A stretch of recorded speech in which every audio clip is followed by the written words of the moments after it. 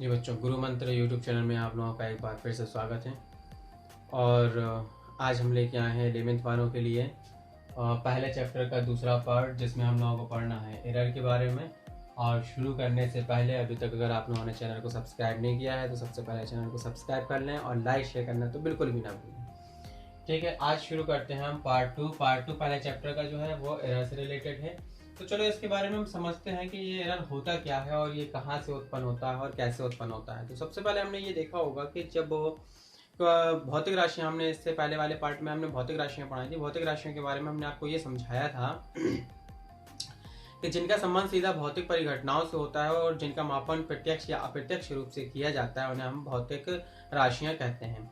अब सोचने वाली बात यह है कि अगर कोई भी भौतिक राशि का हमें मापन करना है तो उसके लिए एक मेजरमेंट होता है, एक मापक पैमाना होता है, जिसकी सहायता से हम उस भौतिक राशि का मापन करते हैं। अगर हमें लंबाई का मापन करना होता है तो हमें उसमें मीटर की आवश्यकता पड़ती है। अब ये ज़रूरी नहीं होता है कि जिस मीटर से हम मापन कर रहे हैं वो मीटर से हमारी पूरी माप यथार्थ रूप से निकल करके आए। तो मापन करने में जो अनिश्चितता होती है उसे ही हम त्रुटि के नाम से जानते हैं। फॉर एग्जाम्पल, ये मार्कर है। इस मार्कर की लंबाई, वास्तविक लंबाई अगर देखी जाए तो मान लीजिए कि ये 5.6 सेंटीमीटर लंबाई का मार्कर है। ये इसका वास्तविक मान है। लेकिन अगर हम स्केल पैमाने से इसका मापन कर रहे हैं तो ये ज़रूरी नहीं है कि 5.6 सेंटीमीटर ही माप इसकी निकल करके आए।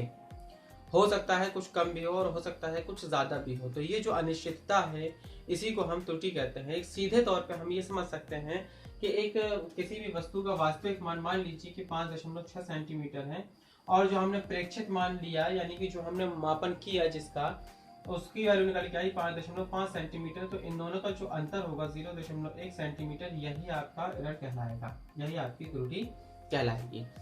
ठीक है, तो ये चीज समझ गए होंगे। त्रुटियों कई प्रकार से भी हो सकती हैं, जरूरी नहीं कि इनका केवल एक ही प्रकार हो त्रुटियों का।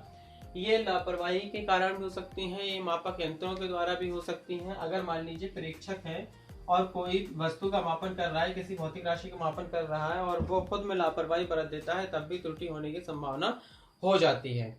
या वातावरण के प्रभाव से भी त्रुटि उत्पन्न हो सकती है। एग्जाम्पल के तौर पे मान लीजिए कि कुछ चीनी ली हमने और उसको एक नम वातावरण में, नमी हो जिसमें, उसमें अगर हम रख देते हैं तो उसका वेट कुछ बढ़ जाता है क्योंकि उसमें नमी आ जाती है। तो इस तरीके से हम देख सकते हैं कि त्रुटि कई प्रकार से उत्पन्न की जा सकती है। इसके कई स्रोत हो सकते हैं।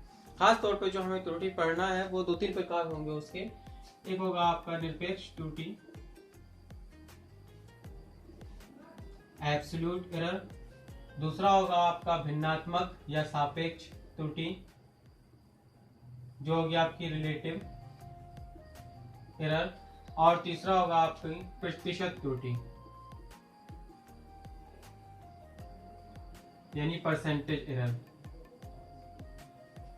ठीक है, स्पेशली 3 प्रकार की त्रुटियां होंगी आपके पास में। निरपेक्ष, एब्सोल्यूट एरर क्या होगा, रिलेटिव एरर क्या होगा एंड परसेंटेज एरर क्या होगा। सबसे पहले हमें ये समझना होता है।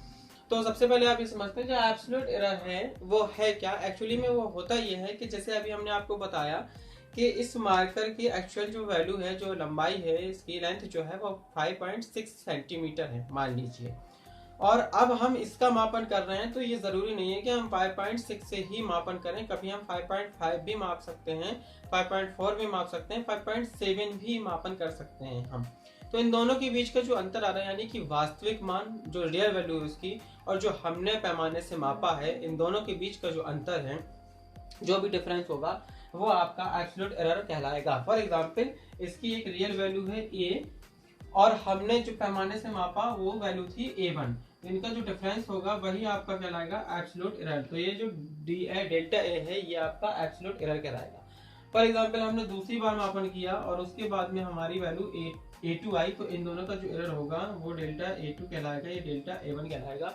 तो ये जो आपकी वैल्यू निकल के आ रही है, निरपेक्ष त्रुटियों की वैल्यू निकल करके आ रही है।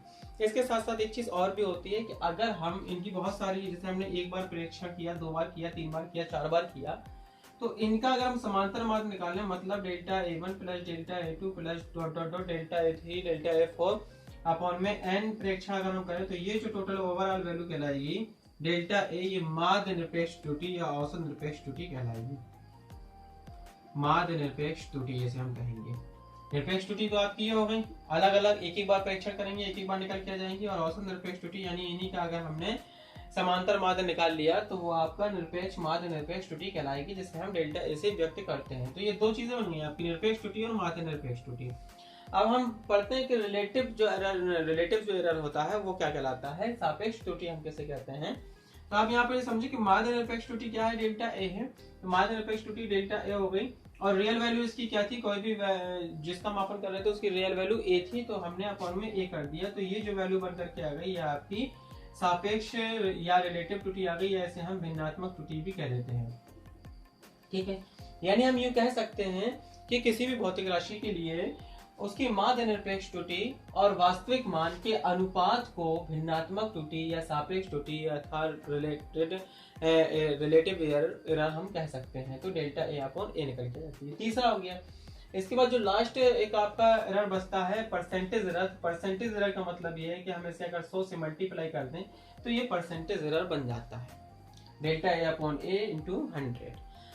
अब हम एक चीज और देखेंगे कि इससे संबंधित कुछ क्वेश्चंस होते हैं वो हम कैसे निकालेंगे। मोस्टली जो क्वेश्चंस निकालना पड़ते हैं आप लोगों को वो परसेंटेज एरर के बारे में निकालना पड़ते हैं। परसेंटेज एरर से रिलेटेड आप लोगों के न्यूमेरिकल होते हैं ज्यादातर, अधिकांशतः। इसको आप समझो, उससे पहले हमें ये समझना होगा कुछ थोड़ा सा कि एक होता है अल्पतमांक। अल्पतमांक का मतलब एक तरीके से डेल्टा ए ही है। जो आपका एरर आ रहा है ना, जो छोटा सा एरर आ रहा है, किस पैमाने पे कितना एरर आ रहा है, वही आपका अल्पतमांक कहलाएगा।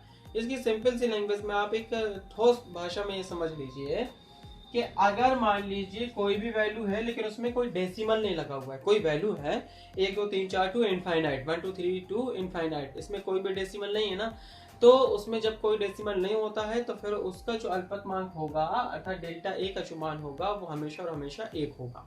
ठीक है, जिसमें डेसिमल लगा होता है उसका तरीका क्या है, सपोज दैट कोई वैल्यू है और उसकी जो वैल्यू है मान लीजिए वो 5.67 सेंटीमीटर है, कोई छड़ है उसकी लंबाई है 5.67 सेंटीमीटर। तो इसका जो हम अल्पतमांक निकाल रहे होंगे, यानी कि जो वाकई एरर जो होगा इसका तो वो आपका कितना होगा, आप डेसिमल के नीचे डेसिमल लिख लीजिए और सबसे लास्ट वाला जो डिजिट है उसके नीचे 1 लिख लीजिए, अब बीच में जो डिजिट बचता है उसमें 0 कर दीजिए।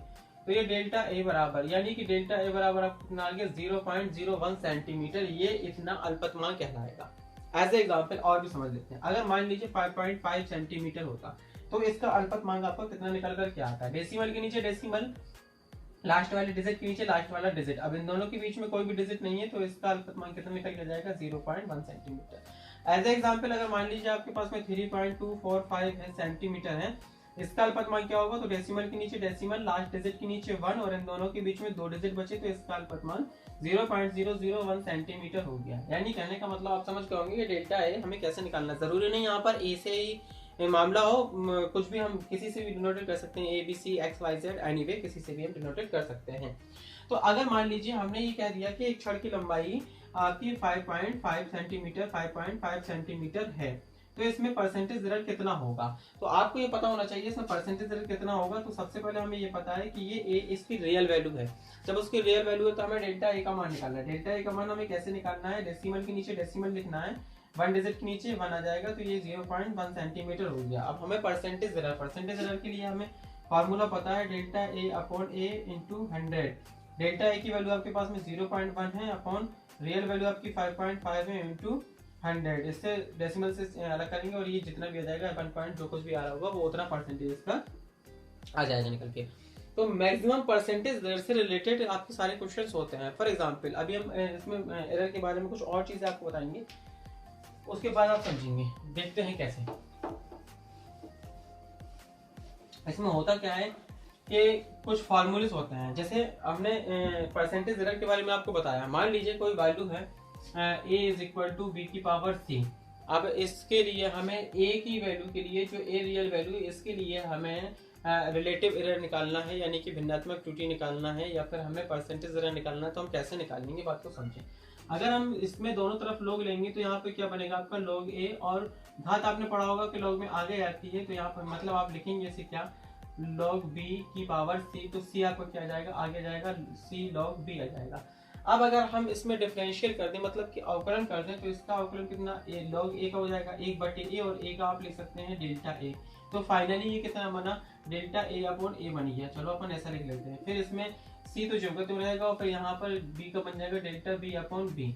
तो ये आपका आ जाएगा, ये कौन सा आ जाएगा, ये रिलेटिव एरर आ जाएगा आपके पास में, यानी भिन्नात्मक त्रुटि आपकी निकल करके आ जाएगी इसके लिए, यानी औसत मान बटे उसका जो वास्तविक मान होता है वो आपका बनता है भिन्नात्मक त्रुटि। तो ये बन के आ गया। तो इससे हमें हर जगह लोग नहीं लेना है, हमें डायरेक्टली निकालना है। डायरेक्टली हम कैसे निकालेंगे, सपोज दैट मान लीजिए कि एक ऐसे एस बराबर ए बी स्क्वायर अपॉन सी की पावर 3 है। अब अगर हमें इसमें रिलेटिव एरर निकालना है तो हम कैसे निकालेंगे, तो सिंपल है। सबसे पहले तो आप इसको ऐसे करेंगे, ए बी स्क्वायर सी की पावर -3, जब यू ऊपर जाएगा तो -3 हो जाएगा। अब हमें इसमें निकालना है तो डेल्टा एस अपॉन एस निकाल लें। ए के लिए हम डेल्टा ए अपॉन ए कर दें, बीच में हम ऐड करते हैं प्लस लगाते हैं, तो प्लस आपको क्या हो जाएगा। बी के लिए निकालेंगे, देखो घात यहाँ पर सी थी, सी कहाँ पर आ गया था, आगे आ गया था, ऐसे यहाँ पे तो कहाँ पर आ जाएगा, आगे जाएगा डेल्टा बी अपॉन बी हो जाएगा। ये माइनस है तो 3 डेल्टा सी अपॉन सी आ जाएगा।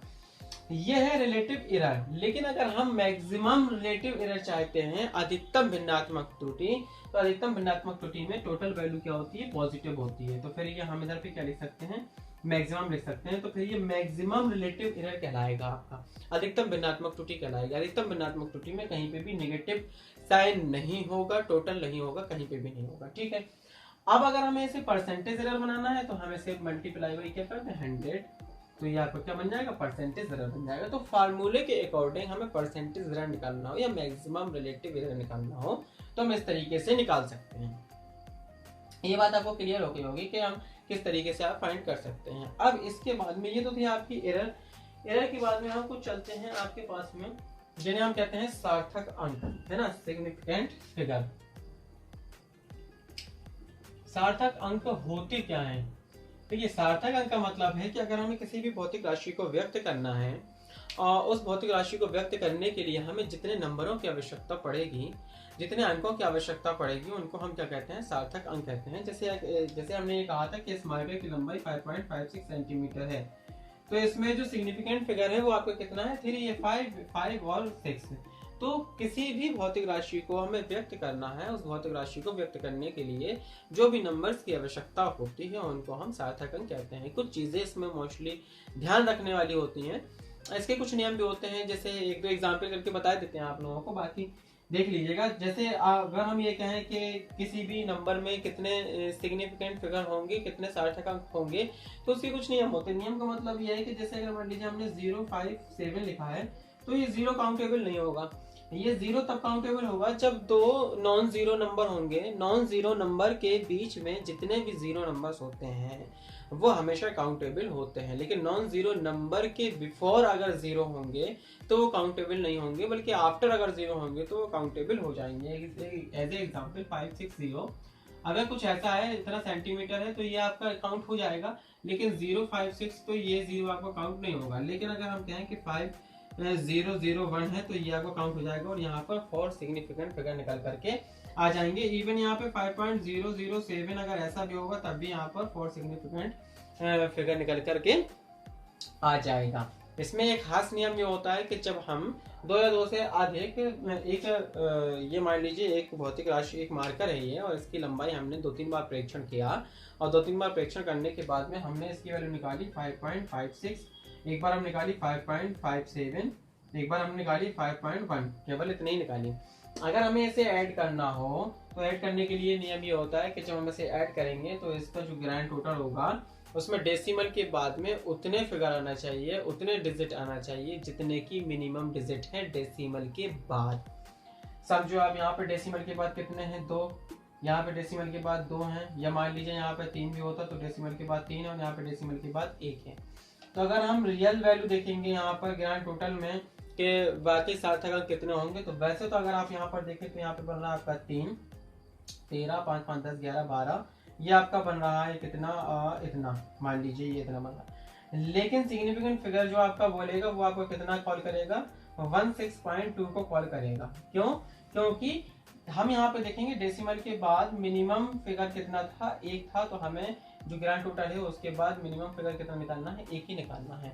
तो ये तो जोड़ने पे भी प्रक्रिया यही प्रोसेस होता है, घटाने की भी प्रक्रिया में यही प्रोसेस होता है। मल्टीप्लिकेशन और डिवीजन में थोड़ा सा अलग होता है, थोड़ा सा अलग ये होता है कि मान लीजिए दो वैल्यूज हैं आपके पास में 5.56 एंड 5.1, ये दो वैल्यू हैं, तो अगर हम इनका मल्टीप्लाई कर रहे हैं या हम इसको किसी से डिवाइड कर रहे हैं तो इनका जो रिजल्ट होगा वो रिजल्ट इनका निकल के ऐसे आएगा कि जो जितने कम, जिसमें जितने सिग्निफिकेंट फिगर होंगे कम से कम होंगे, रिजल्ट में भी वही आएगा। जैसे हम इसका मल्टीप्लाई कर रहे हैं, मान लीजिए वो मल्टीप्लाई आपका 27.53 इतना कुछ आया आपके पास में। अब आपके पास में इतना कुछ आया, लेकिन आपको ये देखना है कि आपके पास में मिनिमम वैल्यू कितनी थी। मिनिमम वैल्यू आपके पास में केवल 2 सिग्निफिकेंट थे, तो यहाँ पर आपको केवल ओवरऑल कितना निकलेगा 27, यानी 27 केवल सिग्निफिकेंट फिगर निकल करके आएगा। उम्मीद है कि इसमें से कुछ न्यूमेरिकल होंगे जो कि आप लोग अपना प्रैक्टिस करेंगे, और प्रैक्टिस करने के बाद में ये जो आपका